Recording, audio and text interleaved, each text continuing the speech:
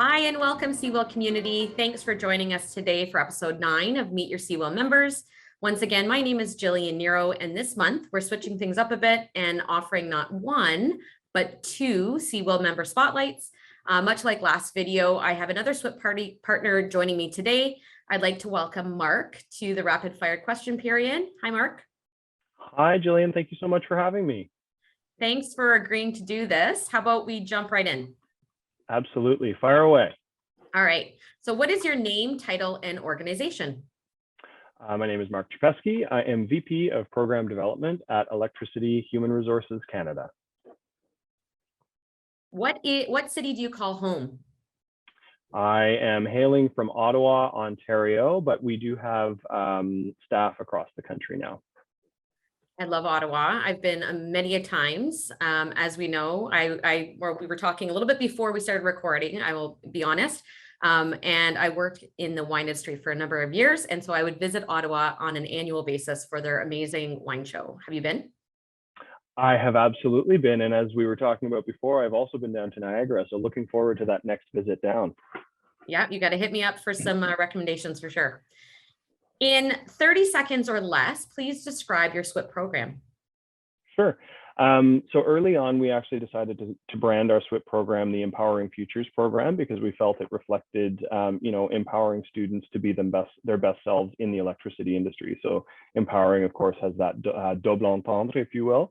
Anyway, so our focus in our organization is, of course, to support the electricity sector, but we do take a broad view of the electricity sector. So most people think utilities when they think electricity. So like the Ontario Power Generations, the Hydro Ones, the electric utilities, those sorts of things. But that's just the beginning. There are a lot of supporting services that serve the industry, and we serve those organizations too. So if you think the big construction firms that are working on mega hydro projects like dam infrastructure or nuclear refurbishments or those sorts of things, those companies are also supported through us, as are any of the organizations in the renewable space. So you often have small firms that are doing, solar installs or wind farm builds or that kind of thing. And lastly, but definitely not least, you have the technology companies that are supporting the industry. So smart grid integration, looking at renewable integration, like the small things on your house, your rooftop, the small electrical contractors and those sorts of things. So it's a pretty broad view of all of the different folks that are working in the electricity industry, and our occupations go beyond just engineering technician and technologist.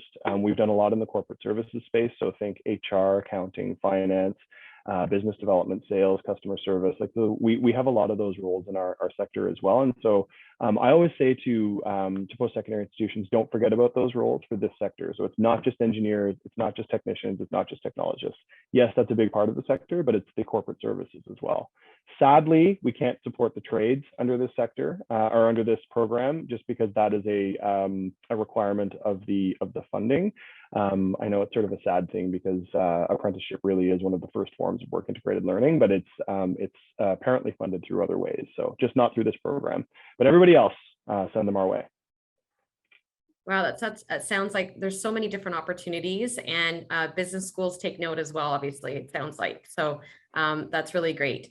How many placements are available and how many students have you supported to date? Great question. So the last update I had on the big numbers were, I think we had 1,200 students that we've done in the last 3 years, but last year we did over 800.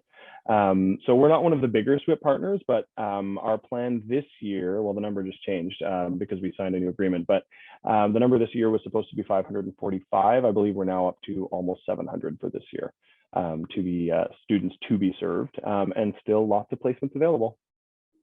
That sounds great. If I were an institution that wanted to promote a program like yours, what would be the top 3 things I would need to know? Get your application in early would be the first thing, obviously. Again, we're looking for electricity or electricity supporting companies.